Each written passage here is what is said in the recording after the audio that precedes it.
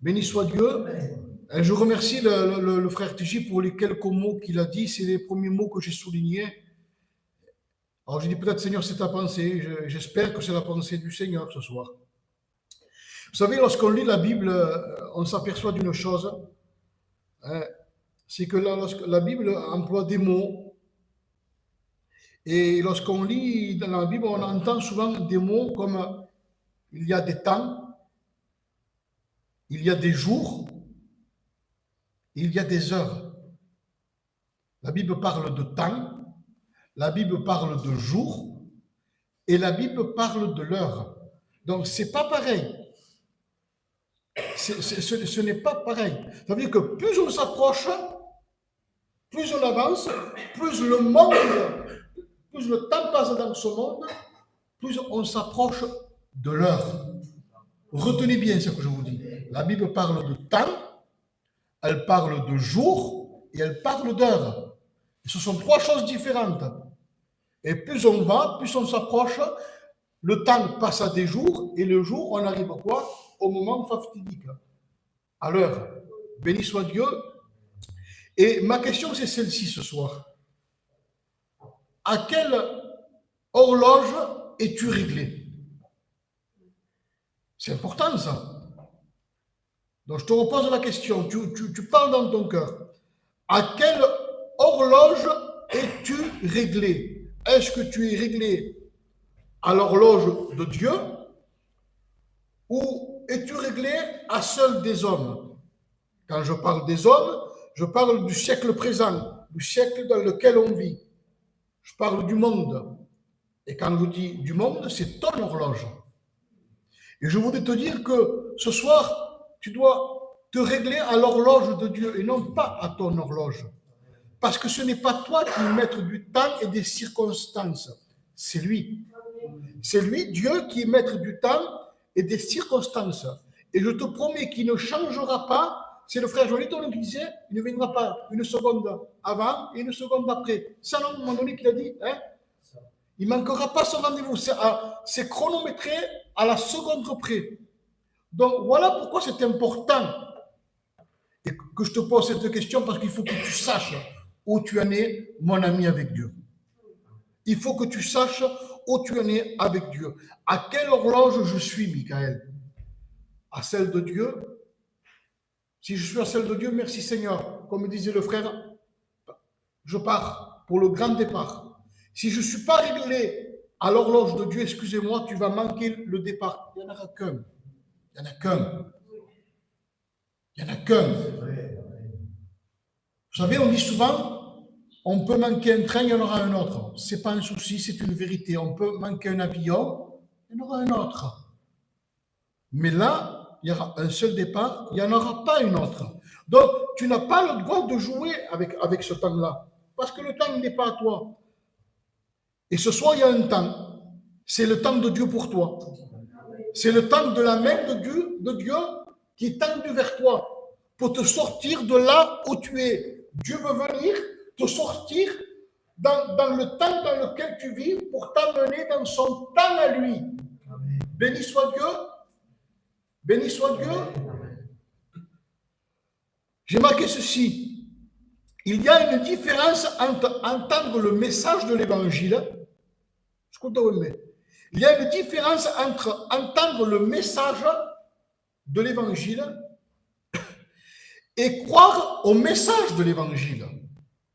Alors, la question que je vais te poser, c'est jusqu'à maintenant, tu fais uniquement qu'entendre le message de l'évangile et ça s'arrête là, ça veut dire que ça s'arrête là, ça ne va pas plus loin.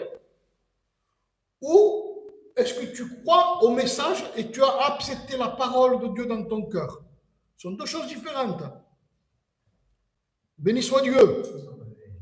Lorsqu'on lit l'évangile dans Matthieu chapitre 24 et verset 37, parce que lorsque je prêche, j'aime bien prendre un texte de lecture et prendre bien sûr des exemples de la Bible, sinon je peux dire ce que je veux. Dans la Bible, nous dit ceci, vous connaissez tous l'histoire. La Bible dira ceci, Matthieu chapitre 24 et verset 37. Écoutez bien, c'est important. On dirait même que c'est enfantin parce que c'est un message qu'on connaît, qu'on a déjà prêché, que vous avez déjà entendu, que ce soit par moi ou par d'autres frères de l'extérieur. Mais c'est tellement enfantin que toi encore, tu ne te convertis pas, tu n'es pas de nouveau. Ce qui arriva du temps, vous voyez, du temps de Noé arriva de même à l'avènement du Fils de l'homme. Car dans les jours qui précédaient le déluge, les hommes mangeaient et buvaient, se mariaient et mariaient leurs enfants. Ça vous parle ça? Jusqu'au jour où Noé entra dans l'arche, ils se doutèrent de rien. C'est bizarre, c'est bizarre, c'est bizarre. Jusqu'au jour où les déluges viennent et les emportent à tous. Il en sera de même à l'avènement du Fils de l'homme. Jusqu'ici, tout va bien. Au temps de Noé, les hommes se mariaient, mariaient leurs enfants, il n'y a pas de mal. Ils buvaient, ils mangeaient, c'est normal, c'est vital. Mais lorsqu'on regarde une certaine traduction, regardez ce qu'il dit. Il dit ceci: ce qui arriva du temps de Noé arrivera de même à l'avènement du Fils de l'homme. Car dans les jours qui précédaient le déluge, écoutez bien, hein, les hommes étaient occupés à manger et à boire, à se marier et à marier leur enfant. Vous dites que le temps a passé, mais leur cœur est resté pareil. Parce que s'ils se sont mariés, écoutez bien, la Bible dit, ils se marièrent et marièrent leur enfant. Bon, on dit qu'il y a un temps qui a passé à Est-ce que vous me suivez? Il ne s'est pas passé un an, il ne s'est pas passé 10 ans, hein, puisque les premiers mariés ont eu des enfants qui se sont mariés. Donc le temps a passé. Et les gens étaient toujours occupés. Donc j'ai marqué, les hommes étaient occupés à manger et à boire et à se marier et à marier leurs enfants. Horloge du monde, ton horloge. Ils étaient occupés jusqu'au jour où Noé entra dans l'arche. Ils se doutèrent de rien, jusqu'à ce que vienne le déluge et les emporte à tous. Il en sera de même à l'avènement du Fils de l'homme. Ils étaient occupés. Et ça veut dire tout simplement qu'ils n'étaient pas disponibles. Quelqu'un qui est occupé, c'est quelqu'un qui n'est pas disponible. On ne peut pas être à deux endroits en même temps. Comprenez, on ne peut pas être à deux endroits en même temps. On ne peut pas courir à gauche tout en étant à droite. Et les hommes étaient occupés par ça. Mais qu'est-ce que ça voulait dire, ça? C'est qu'en réalité, les hommes du temps de Noé, vous savez, lorsqu'on lit je crois que c'est dans le livre de la Genèse, écoutez bien.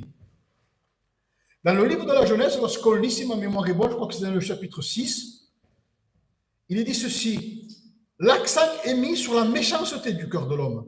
On nous dit que le cœur de l'homme, à ce temps-là, le cœur de l'homme était continuellement, l'homme se tournait uniquement vers le mal. Et ils étaient méchants. Béni soit Dieu. Mais lorsqu'on lit l'évangile de Matthieu, l'accent n'est pas mis sur la méchanceté. Elle est mise, vous savez, sur quoi? Sur l'indifférence et sur l'occupation des hommes. Et ça, c'est différent. Parce qu'au jour d'aujourd'hui, on se dit, moi, je ne suis pas méchant. Je ne suis pas méchant. Je ne suis pas un violent. Je ne vis pas comme dans le péché comme un tel a vécu ou comme un tel vit. Et comme je dis souvent TJ, et quand on se regarde à la limite, on se trouve pas mal. Mais tu es pécheur quand même. Oui, tu vis quand même dans le péché. Est-ce que vous êtes d'accord avec moi? Alors, si tu n'es pas méchant, tu es peut-être indifférent. Parce que dans Matthieu, il est question d'indifférence. Indifférence. Béni soit Dieu. Ils aimaient le plaisir plus que Dieu. C'était des gens, qui vivaient quoi? L'instant présent, qui pensaient ainsi même. Mangeons et buvons, que demain nous mourrons. On a une seule vie, on y en profite à 100%. Écoutez bien. Ça, c'était au temps de Noé. Mais aujourd'hui, est-ce que vous croyez que l'esprit et que le cœur de l'homme a changé? Vous savez, lorsqu'on lit dans la parole de Dieu, la Bible nous parle du cœur de l'homme dans le Nouveau Testament. Hein? Et le Nouveau Testament est plus près de nous que l'Ancien. Vous êtes d'accord avec moi? La Bible a 6000 ans. Entre l'Ancien et le Nouveau Testament, si ma mémoire est bonne, entre l'Ancien et le Nouveau Testament, il y a 4000 ans. Il s'est écoulé 4000 ans à peu près. Donc vous pourrez me dire, le cœur a changé. Non, non. Lorsque vous lisez dans les évangiles, c'est plus près de nous, c'est plus neuf, c'est plus jeune. Et bien lorsque la Bible nous parle du cœur de l'homme, il n'est pas meilleur que le temps de Noé. Lorsque vous lisez ce qu'il y a dans le cœur de l'homme, je vous crois, ça fait honte à dire. Croyez-moi. Alors, il ne faut pas se dire, j'ai un meilleur cœur que l'homme. Ton cœur est mauvais par-dessus tout. Ton cœur est mauvais par-dessus tout. Parce que ton cœur, il aime le plaisir plus que Dieu. Ils vivaient l'instant présent. Et tu pourrais me dire, oui, mais moi, je viens à la réunion. Oui, mais moi, j'écoute la parole de Dieu. Mais ça ne veut pas dire parce que tu viens à la réunion. Ça ne veut pas dire parce que tu écoutes la parole de Dieu. Je ne dis pas que c'est mauvais, c'est très bien. Continue. Mais comme je disais au début, entre écouter la parole de Dieu et l'accepter, ce sont deux choses complètement différentes. Ce sont deux choses totalement différentes. Vous savez, lorsqu'on regarde un peu l'arche, elle faisait à peu près 150 mètres de longueur, 25 de largeur, sur 15 de haut, sur 3 niveaux. Imaginez, ce n'était pas la petite barque où les gens allaient pêcher de métier. Ce n'était pas une petite barque qui faisait, par exemple, je ne sais pas moi, 3 sur 4, je ne sais pas. C'était du jamais vu. C'était du jamais vu. Alors moi, j'imagine un petit peu, je suis au temps de Noé. Je suis au temps de Noé. Je ne suis pas chrétien. Mais ça ne m'empêche pas que j'aille visiter le dimanche après-midi avec ma femme et ma famille l'arche de Noé. Puisque Noé les connaissait. C'était peut-être la sortie du dimanche, parce que j'en suis sûr que ça devait attirer la curiosité. C'était du jamais vu. Alors peut-être les gens prenaient leur propre famille, leur maison, béni soit Dieu, et ils allaient voir Noé, ils se parlaient avec Noé. Et Noé devait leur dire, convertissez-vous. L'horloge est là, et elle tourne vite. Mais ces gens se moquaient de Noé.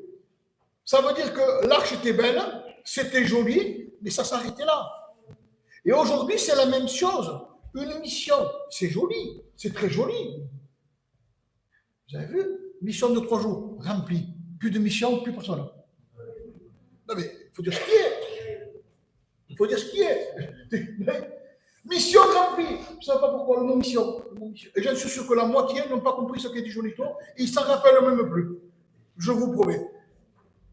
Si bien les païens, c'est filmé, que les chrétiens. Voilà. Hein, pour ceux qui n'ont pas pu venir. Béni soit Dieu. Vous comprenez très bien ça. Alors, comme je vous disais, ouais, du coup, j'ai perdu le film. Où j'en étais, TJ? Oui, ça devait être certainement la sortie du dimanche. Donc, et aujourd'hui, c'est la mission. C'est un rassemblement. Comprenez, comme je le dis, il n'y a pas de souci sur ça, je ne critique pas. C'est le palais du travail, il y a raté l'église, il y a raté l'église. Et puis, on se noie dans la masse, et presque on se croirait. Voilà, mais non, mais c'est pas ça qu'il faut. C'est pas ça. C'est pas ça. Un service de baptême, on va faire plaisir, on va venir, on va se présenter. Vous verrez des gens à des baptêmes que vous ne verrez jamais dans des réunions. C'est la curiosité. C'est faire plaisir à un membre de la famille, mais les gens, ils viennent, ils écoutent, puis après, vous ne les voyez plus. Ça veut dire qu'ils ont écouté le message, mais ils n'ont pas donné leur cœur à Dieu. Oui, mais toi, tu viens à la réunion, tu es fidèle à la réunion, mais pour autant, tu fais qu'écouter le message, mais tu ne l'acceptes pas. Tu ne l'acceptes pas. Tu ne prends pas garde. Et regardez ce que la Bible dit sur ceux et sur celles qui ne prennent pas réellement garde. Prenez donc garde. Ne refusez pas d'écouter celui qui vous parle, car ceux qui ont refusé d'écouter celui qui les avertissait sur la terre n'ont pas échappé au châtiment. Je vous le redis. À vous qui ne prenez pas garde, ça veut dire à vous qui n'acceptez pas encore Jésus dans votre cœur, vous qui entendez uniquement le son comme ça, le son c'est la parole, elle touche, elle frappe, vous sentez que ça frappe pour autant quand même dans le cœur, parce qu'on a une conscience, on sait ce qu'on est. Il y a quand même une conscience, on sent que le Seigneur frappe, mais la porte est toujours fermée. On sent que le message est là, et on se sent des fois interpellé, et on se dit, mais c'est vrai, c'est moi, je m'y retrouve dans ce que le pasteur dit.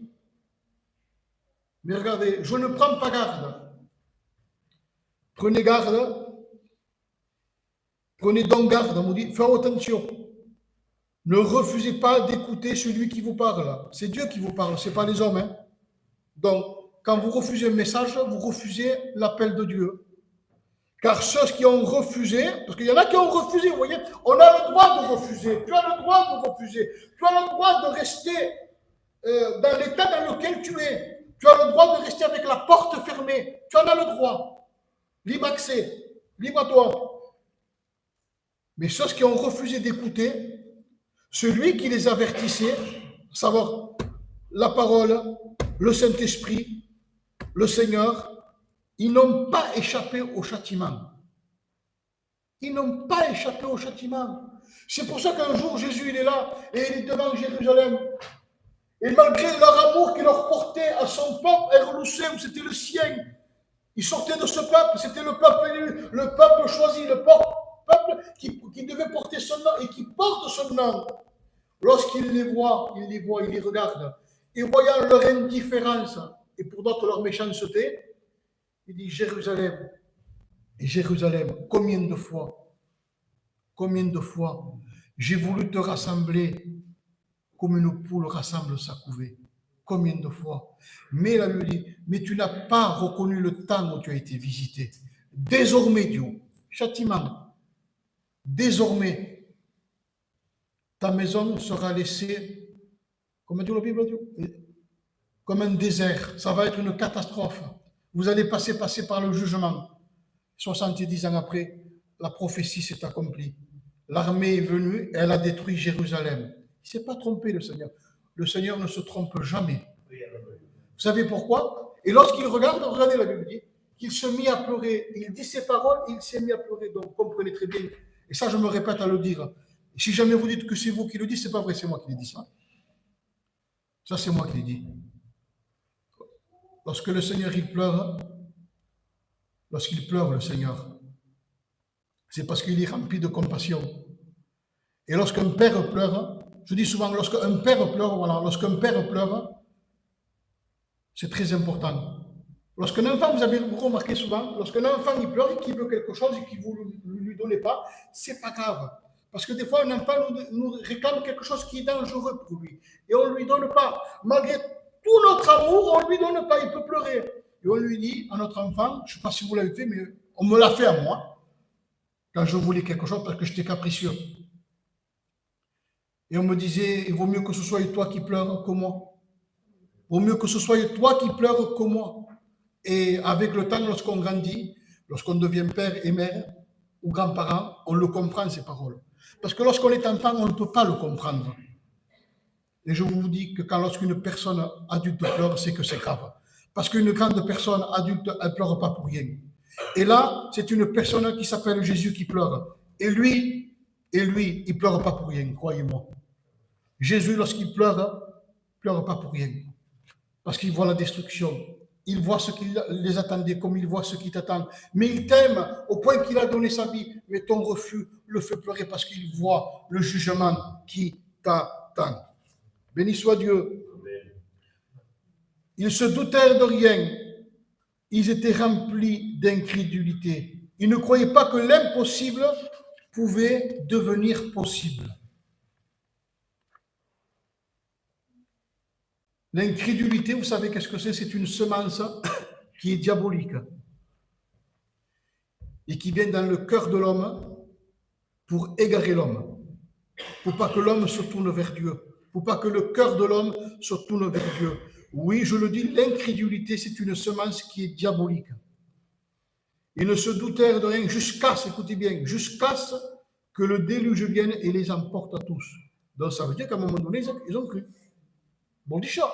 Ça veut dire qu'à un moment donné, jusqu'à ce, ils se doutèrent de rien, ils créaient passe. Ils n'y croyaient pas. Jusqu'à un moment donné, ils ont cru. Oui, mais le moment qu'ils ont cru, c'était trop tard. C'était trop tard. Regardez, la Bible nous dit ceci. Lorsqu'ils ont vu l'eau tomber et qu'ils ont senti quelque chose sur leur tête qui commençait à tomber, ils ont dit qu'est-ce qui se passe? Ça devait faire peur, une goutte, deux gouttes, et après des seaux d'eau, parce que ça devait être comme ça devait être quelque chose d'horrible. Le déluge, ils appellent ça. Ça devait être quelque chose vraiment d'effrayant, c'était du jamais vu. Alors moi, je le crois de tout mon cœur, ce qu'ils ont fait, c'est ce que j'aurais fait moi. Je connais Noé, je prends vite ma maison, parce que je n'aurais pas peut-être le temps de prendre quelqu'un d'autre. Je prends, excusez-moi, mes principales, je laisse Ruby, je prends Aaron. Oh, le petit quand même. Là, je la prends avec moi, vous comprenez très bien que je la prends avec moi, en plus c'est vrai. En plus c'est vrai que je la prends avec moi. Et vite, qu'est-ce qu'on fait? On va vers l'arche, on court tous vers l'arche. Et là, on commence à chercher Noé, on ne trouve plus Noé, Et on comprend que Noé est dans l'arche. Et qu'est-ce qu'on commence à faire? À frapper. On se dit, ouvre Noé, c'est moi. Et j'en suis sûr que ça s'est passé comme ça. Certainement, les gens vont te dire, vite, vite, allons voir Noé. Il a dit vrai. Il a dit vrai. Et certainement, ils ont dû venir et taper à la porte de l'arche.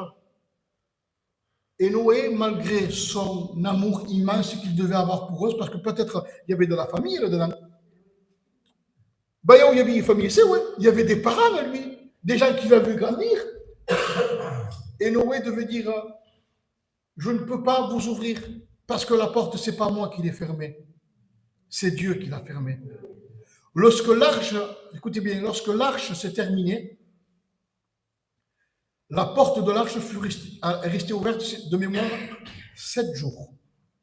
Ça y est, tout est répoule, ça y est, il n'y avait plus rien.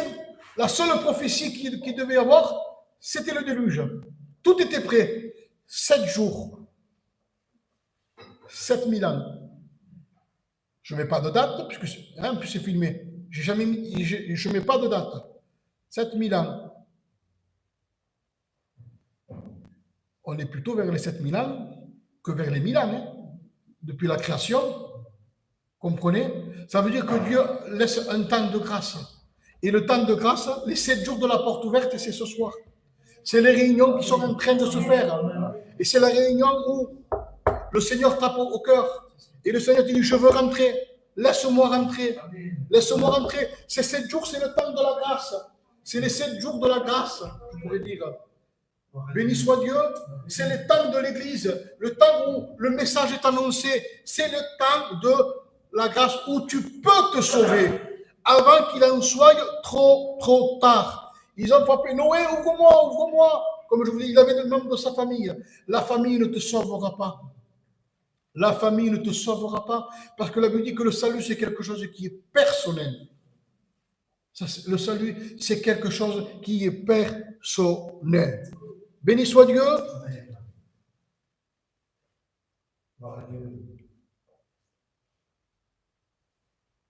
Ça veut dire ceci, le Seigneur, j'ai fini, hein? Le Seigneur ne tardera pas dans l'accomplissement de sa promesse, comme certains le pensent, pas tous. Mais au contraire, il fait preuve de patience, voulant qu'aucun ne périsse, mais que tous parviennent à la repentance. Voilà, c'est les 7 jours, ça. Les 7 jours, c'est ça. Hein? Tout est appunt, tout est prêt, toutes les prophéties sont accomplies. Toutes. Et ça, c'est les 7 jours. Le Seigneur ne tarde pas dans l'accomplissement de sa promesse, comme certains le pensent, mais au contraire, il fait preuve de patience. Ça, c'est le temps de la grâce, les 7 jours de l'arche ouverte, voulant qu'aucun ne périsse, mais que tous parviennent à la repentance. Vous savez qu'est-ce que c'est la repentance? On vous la prêche en continu. Vous savez que la repentance, c'est pas, comme je disais la dernière fois, ça vient pas de là, ça vient d'ici. Ça vient du cœur. Puisque la Bible dit, je frappe à la porte de ton cœur. C'est une question de cœur. C'est vouloir se réconcilier avec le Seigneur. C'est vous lui demander pardon pour faire partie de quoi? De cette grande famille que le Seigneur va venir chercher pour devenir quoi? Un enfant de Dieu. Le frère Tégé l'a dit, lorsque le Seigneur il viendra chercher ceux qui lui appartiennent. Amen. Béni soit Dieu, il ne prendra pas ce qui n'y appartient pas. Jamais de la vie, c'est pas possible. Et je vous ai dit, à quelle horloge es-tu réglé? L'horloge de Dieu, elle va vite et très vite, au-delà de ce qu'on peut penser. Au-delà de ce qu'on peut penser. La Bible dit que le Seigneur peut faire en un jour, en un seul jour, ce que l'homme peut faire en 1000 ans.